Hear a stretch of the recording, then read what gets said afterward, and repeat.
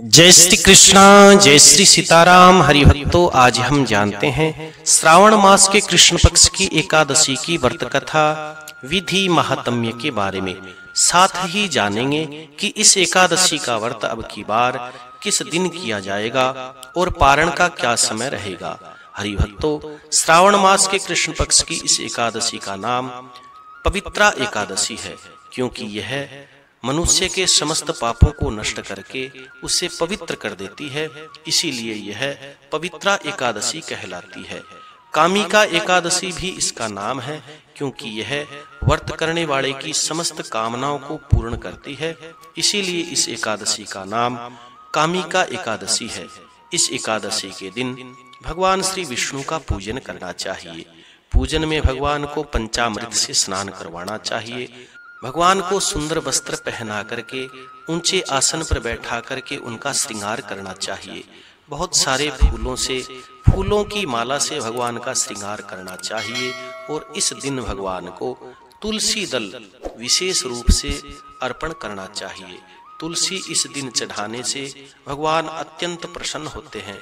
वैसे तो भगवान की तुलसी अत्यंत प्रिय है, प्रत्येक दिन भगवान को तुलसी चढ़ानी चाहिए, परंतु इस दिन तुलसी चढ़ाने का एक विशेष महात्म्य है। इस एकादशी के दिन शाम के समय भगवान के आगे दीप जला करके जागरण करते हुए रात्रि बितानी चाहिए। इस एकादशी का व्रत करने से ब्रह्म हत्या आदि तक के दोष नष्ट हो जाते हैं। वास्तव में यह एकादशी बड़ी पवित्र है, पुण्यदायिनी है, प्रत्येक मनुष्य को मुक्ति देने वाली है। इसीलिए इस एकादशी का व्रत प्रत्येक मनुष्य को अवश्य करना चाहिए। हरिभक्तों, इस बार एकादशी का व्रत 21 जुलाई 2025 सोमवार के दिन किया जाएगा।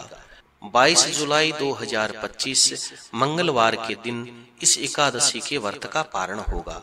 पारण का समय सूर्य उदय से लेकर के 7:20 तक रहेगा। पारण में भगवान को गाय के दूध की खीर बना करके उसमें तुलसी डालें और भगवान को भोग लगा करके उसी से व्रत का पारण करें, तो भगवान प्रसन्न होकर के व्रत करने वाले की सारी इच्छाएं पूर्ण करते हैं। आइए कथा के बारे में जानते हैं। अर्जुन भगवान से पूछते हैं कि हे भगवान, मैंने आषाढ़ मास के शुक्ल पक्ष की एकादशी की कथा विस्तार पूर्वक सुन ली, बड़ी कृपा करी आपने। अब आप मुझे श्रावण मास के कृष्ण पक्ष की एकादशी की कथा सुनाइए। उस एकादशी का क्या नाम है, उसकी विधि क्या है, इस दिन कौन से देवता का पूजन करना चाहिए, इस व्रत को करने से मनुष्य को कौन से फल की प्राप्ति होती है। तब श्री भगवान कहते हैं कि हे अर्जुन, मैं श्रावण मास की एकादशी की पावन कथा तेरे से बता रहा हूँ, उसे ध्यान पूर्वक सुनो। एक समय इस एकादशी की पावन कथा को भीष्म पितामह ने लोकहित के लिए नारद जी से बताई थी। एक समय देवऋषि नारद जी ने भीष्म पितामह से कहा कि हे भीष्म, आज मेरी श्रावण मास के कृष्ण पक्ष की एकादशी की कथा सुनने की इच्छा है, अतः आप मुझे श्रावण मास के कृष्ण पक्ष की एकादशी की कथा विधि पूर्वक सुनाने की कृपा करें। देवऋषि नारद जी की बात सुनकर के भीष्म जी कहने लगे कि हे देवऋषि जी, आपने अत्यंत सुंदर बात मेरे से पूछी है। आपके साथ सत्संग करने का सौभाग्य मुझे प्राप्त हुआ। अब आप ध्यान लगा करके सुनिए। भीष्म जी कहते हैं कि श्रावण मास के कृष्ण पक्ष की एकादशी का नाम कामिका एकादशी है। इस एकादशी की कथा सुनने से वाजपेय यज्ञ के फल की प्राप्ति होती है। अश्वमेध सहस्राणि वाजपेय शतानि च एकादशीम कथा श्रुत्वा श्रोता फल वाग भवेत। अर्थात 100 अश्वमेध 1000 वाजपेय यज्ञ करने और कराने से जिस फल की प्राप्ति होती है, वह फल इस एकादशी की कथा सुनने मात्र से प्राप्त हो जाता है। हे नारद जी, कामिका एकादशी के व्रत में शंख चक्र गदा धारण करने वाले भगवान श्री विष्णु का पूजन करना चाहिए। जो मनुष्य इस एकादशी को धूप दीप प्रसाद आदि से भगवान श्री नारायण विष्णु की पूजा करते हैं, उन्हें गंगा स्नान के फल से भी उत्तम फल की प्राप्ति होती है। सूर्य या चंद्र ग्रहण में केदारनाथ और कुरुक्षेत्र में स्नान करने से जो पुण्य फल मिलता है, वह पुण्य फल कामिका एकादशी के दिन भगवान श्री नारायण विष्णु की भक्ति पूर्वक पूजा करने से मिल जाता है। श्रावण मास में भगवान श्री विष्णु की पूजा करने का फल समुद्र और वन सहित पृथ्वी का दान करने के फल से भी अधिक होता है। व्यतिपात में गंडकी नदी में स्नान करने से जो फल मिलता है वह फल भगवान विष्णु की पूजा करने से मिल जाता है। संसार में भगवान विष्णु की पूजा का फल सबसे अधिक होता है। अतः भक्ति पूर्वक भगवान विष्णु की पूजा नहीं बन सके तो श्रावण मास के कृष्ण पक्ष की कामिका एकादशी का व्रत अवश्य करना चाहिए और इस दिन भगवान श्री नारायण विष्णु का पूजन करना चाहिए। आभूषणों से युक्त बछड़े सहित गाय दान करने का जो फल होता है वह फल इस कामिका एकादशी का व्रत करने से प्राप्त हो जाता है।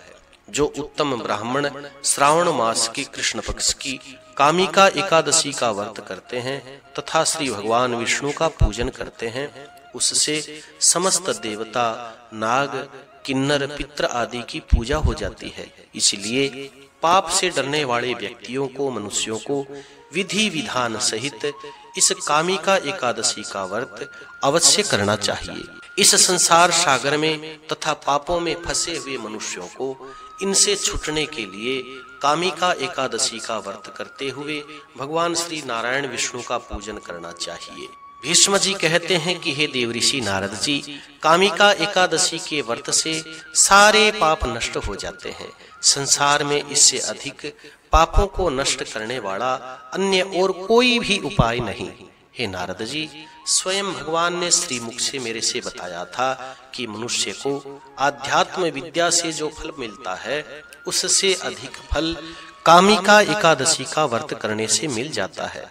इस व्रत को करने से मनुष्य को न यमराज के दर्शन होते, न यमदूतों के दर्शन होते, न ही उन्हें नरकों के दुख भोगने पड़ते।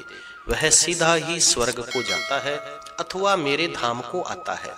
जो लोग इस दिन तुलसी दल से भगवान श्री नारायण विष्णु का पूजन करते हैं वे इस संसार सागर में रहते हुए भी इस प्रकार से अलग रहते हैं जिस प्रकार कमल पुष्प जल में रहता हुआ भी जल से अलग रहता है।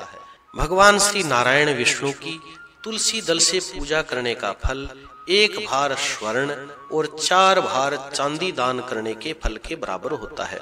श्री भगवान विष्णु रतन, मोती, मणि, आभूषणों की अपेक्षा तुलसी दल के पूजन से बड़े प्रसन्न होते हैं।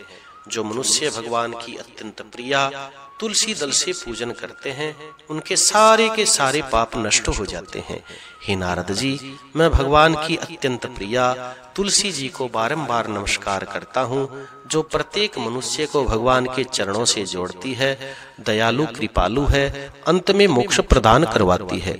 तुलसी जी के दर्शन करने मात्र से मनुष्य के सारे पाप नष्ट हो जाते हैं। शरीर के स्पर्श से मनुष्य पवित्र हो जाता है।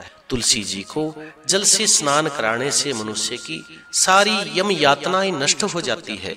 जो मनुष्य भगवान की अत्यंत प्रिया तुलसी जी को भक्ति पूर्वक भगवान श्री नारायण के चरण कमलों में अर्पण करता है वो मुक्त हो जाता है, उसे मुक्ति दिलाती है तुलसी मैया। जो मनुष्य इस कामिका एकादशी की रात्रि को जागरण करते हैं, भगवान के आगे दीप जला करके नृत्य करते हैं, भगवान के नाम का संकीर्तन करते हैं, सुंदर सुंदर स्तोत्रों का गान करते हैं, उनके पुण्य को लिखने में चित्रगुप्त भी असमर्थ हो जाते हैं, थक जाते हैं। जो मनुष्य एकादशी के दिन भगवान के सामने दीप जलाते हैं उनके पितर स्वर्ग लोक में जाकर के अमृत का पान करते हैं, सुधा पान करते हैं और सुख से निवास करते हैं। जो मनुष्य भगवान के सामने घी या तिल के तेल का दीपक लगाते हैं उनको सूर्य लोक में हजारों दीपकों का प्रकाश मिलता है और सूर्य लोक में उन्हें स्थान मिलता है। प्रत्येक मनुष्य को चाहिए कि श्रावण मास आने पर कृष्ण पक्ष की कामिका पवित्रा एकादशी का व्रत अवश्य करे। इस व्रत को करने से ब्रह्म हत्या आदि समस्त पाप नष्ट हो जाते हैं। गर्भपात करने का पाप भी नष्ट हो जाता है। इस लोक में वह सुख भोग करके अंत में भगवान श्री नारायण विष्णु के लोक को जाता है। इस कामिका एकादशी के महात्म्य को सुनने से, पढ़ने से भी मनुष्य स्वर्ग लोक को जाते हैं। इस एकादशी की कथा इस प्रकार से है कि प्राचीन काल में एक नगर के अंदर एक विद्वान ब्राह्मण रहता था और उसी नगर में एक क्षत्रिय रहा करता था। दोनों एक दिन बात कर रहे थे। बातों ही बातों में उन दोनों का विवाद हो गया और ब्राह्मण की हत्या क्षत्रिय के हाथ से हो गई। ब्राह्मण की हत्या के बाद में क्षत्रिय को वह ब्रह्म हत्या सताने लग गई।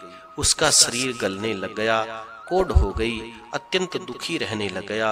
एक दिन उस क्षत्रिय ने ब्राह्मणों से, विद्वानों से पूछा कि इस ब्रह्म हत्या से मेरे को छूटने का कोई उपाय बताओ। तो समस्त ब्राह्मणों ने उसे बताया कि हे क्षत्रिय, तुम श्रावण मास के कृष्ण पक्ष की पवित्रा कामिका एकादशी का व्रत विधि पूर्वक करो और भगवान श्री नारायण विष्णु का पूजन करो। तुलसी दल भगवान के चरणों में अर्पण करो। रात्रि के समय भगवान के आगे दीप दान करो। भगवान के नाम का संकीर्तन करते हुए जागरण करो और द्वादशी के दिन भगवान को तुलसी दल के साथ खीर का भोग लगा करके उसका पारण करो। इस व्रत के प्रभाव से तुम ब्रह्म हत्या के पाप से मुक्त हो जाओगे। उसे ब्राह्मणों ने सारी विधि बताई।